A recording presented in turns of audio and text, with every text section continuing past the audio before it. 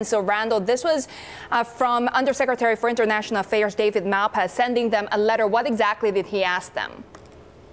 Well, he was basically calling them out. The IDB, as the bank is known, is hosting its annual meeting next year in Beijing, and he was basically asking, why are you guys holding it there? This is a regional bank for the Americas. We're your biggest shareholder. Maybe that's not appropriate. And he also called them out for some meetings that they've been holding with China in the region to heighten business ties. So he's really kind of calling them out on that and saying, you know, we want a stake in this too. So any response yet from the Inter-American Development Bank? I mean, Luis Moreno is a longtime diplomat, actually, before he took over the bank. Has he responded yet? What's he likely to say? They have not responded yet. His press person told me last night they're drafting a response and hope to send it to the Treasury soon. But the press person did say, for example, that the meeting in Beijing next year, the U.S. actually agreed to it. So he said some of the points the Treasury are making might not be valid.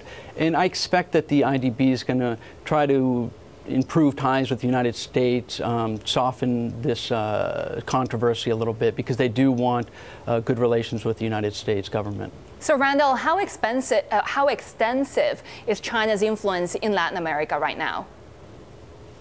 It's pretty big. In the last 15 years, China has gone from a small partner to the region to one of the biggest trading partners. In fact, for Brazil, which is the largest country in Latin America, China is its biggest export market.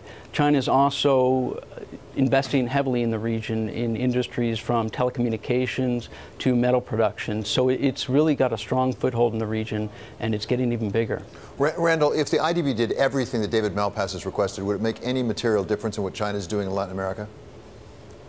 No, I don't think so, and I don't think Treasury would say that it would either, but I think this is symbolic. I think the Treasury is trying to kind of quell this relationship a little bit and say, look, we're your biggest trading partner, we're your biggest sponsor, so we want a seat at the table, and they're trying to basically show that they have clout in the region.